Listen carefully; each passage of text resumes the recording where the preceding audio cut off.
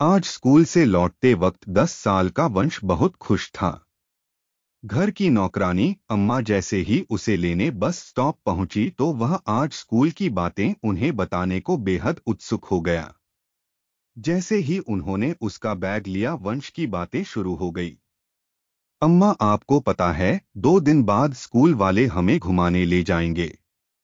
अरे वाह बेटा, वैसे कहाँ लेकर जाएंगे आपके स्कूल वाले? उन जगह का नाम मैं भूल गया अम्मा, पर टीचर कह रही थी कि वहाँ बहुत सारे बड़े बड़े दादा दादी और दूसरे बच्चों से मिलेंगे हम।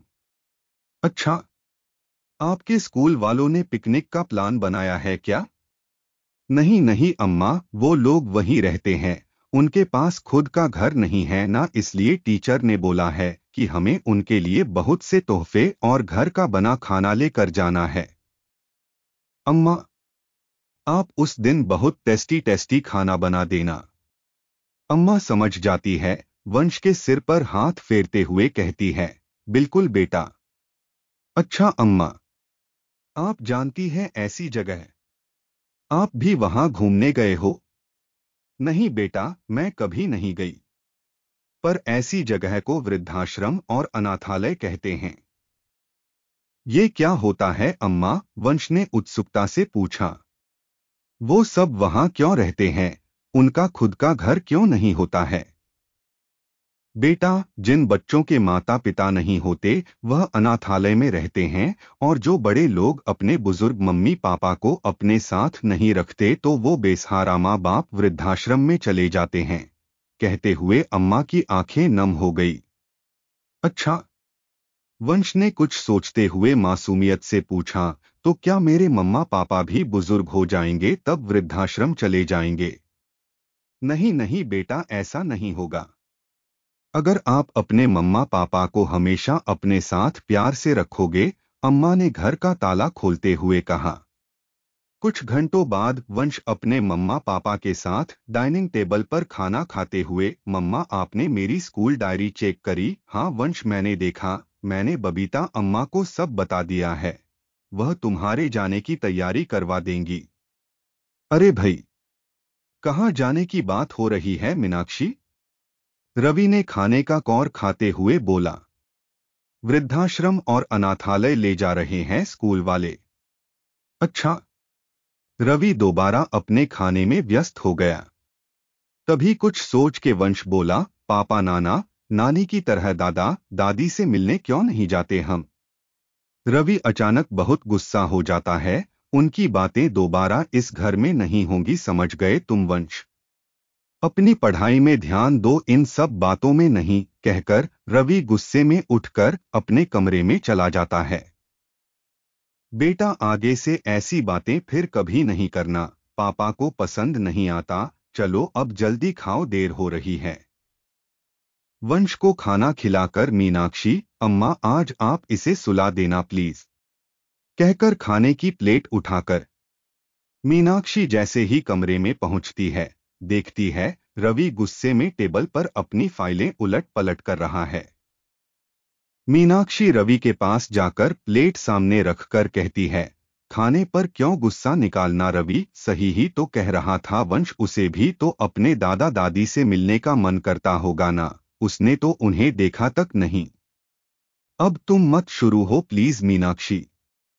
रवि, तुम्हें अपने माता पिता को इतने सालों में एक बार तो फोन करके हाल चाल ले लेना चाहिए था। इतना भी क्या गुस्सा यार, तुम्हारे अपने हैं वो।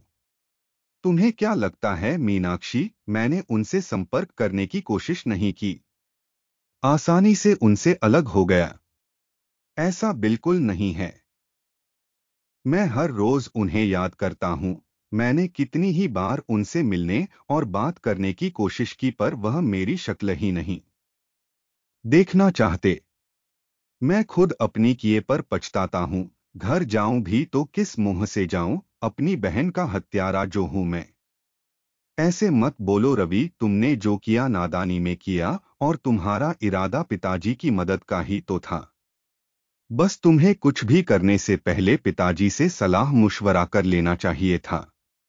मीनाक्षी, मुझे आज भी याद है वो दिन पिताजी कितने कष्ट उठाकर घर चला रहे थे।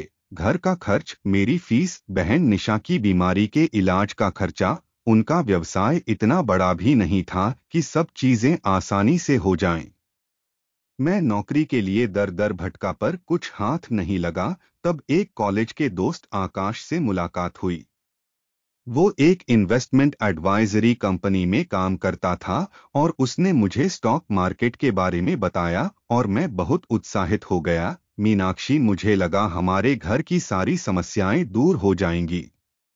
और फिर मैंने उसकी सलाह पर कुछ इन्वेस्टमेंट किए। मुझे फायदा हुआ तो मैंने फिर बहुत बड़ी रकम पिताजी से छुपाकर माँ को जैसे तैसे मनाकर दांव पर लगा दी और मुझे बहुत बड़ा नुकसान हुआ। फिर मैंने और माँ ने बहुत हिम्मत बटोरकर पिताजी को बताया। तब बहन की हालत भी नाजुक थी। पिताजी हम पर बहुत गुस्सा हुए। उन्होंने हमसे बात करना बंद कर दिया। कुछ दिनों बाद निशा की तबीयत अचानक बहुत बिगड़ गई। डॉक्टर ने तुरंत ऑपरेशन की सलाह दी पर तब घर की जमा पूंजी मैंने गंवा बैठा था। पिताजी ने कई रिश्तेदारों और दोस्तों से मदद मांगी पर रकम पूरी न हो सकी और समय पर ऑपरेशन न हो पाने के कारण वह चल बसी। पिताजी ने गुस्से में मुझे घर से निकाल दिया और फिर कभी उन्होंने मेरी शक्ल नहीं देखी, ना ही मुझसे बात करी।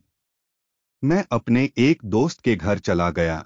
कई बार घर गया पर पिताजी ने अंदर नहीं आने दिया, ना माँ से मिलने दिया। यहाँ तक कि माँ को मुझसे फोन पर बात करने तक की भी अनुमति नहीं थी। फिर मुझे यहाँ पास के शहर में नौकरी मिल गई और मैं यहीं बस गया और फिर तुम मेरी जिंदगी में आ गई।